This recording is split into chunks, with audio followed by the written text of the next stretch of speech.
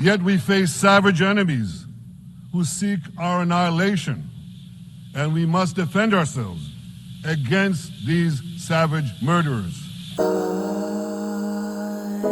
was a child when you took everything, and you're still a child with the curse of the king. Now I am a man. I'm sure that you know your castle will fall with the fiery glow. After the ruin is dead, your castle was built on their graves. They cried and said never again. You're killing us now all the same.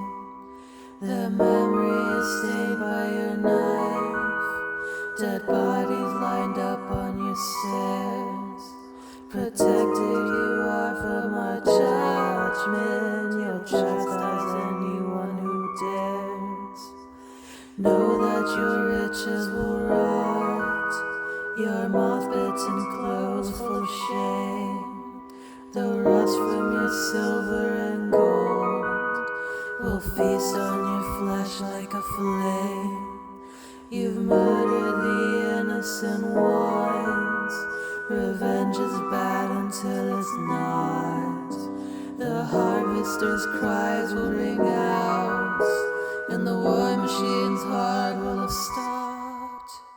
Strike out at the raging hands of slowly tear away. Let it clutch your skin and clutch your skin. My fear was born outside of me, a ripple in an endless sea, enforced by fallen bombs and torn off faces on the walls. And in my dreams I saw a world where all our children could unfurl into our arms, alive and well. But still you hold us here in hell, like a child given a beating as a lesson in peacekeeping, and was placed into an open flame, expected not to scream your name. What makes my hatred more evil than yours? What makes your fear more important than mine?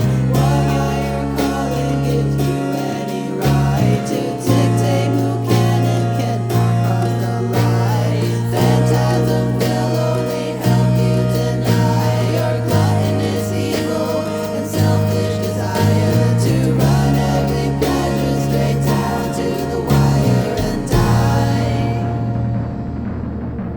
And where do I lie? Governor stands in a room full of pearl, and he mandates his feelings to the rest of the world. He postures himself as a prophet of God, and will beat a child down for tossing rock. Shareholders and lobbyists will serve as his clergy in the church of his own making, that claims the name of mercy while it spreads its hands of cruelty in the name of that old boy, becoming the very thing that he swore to destroy. What makes him one of the good guys? What makes him so virtuous?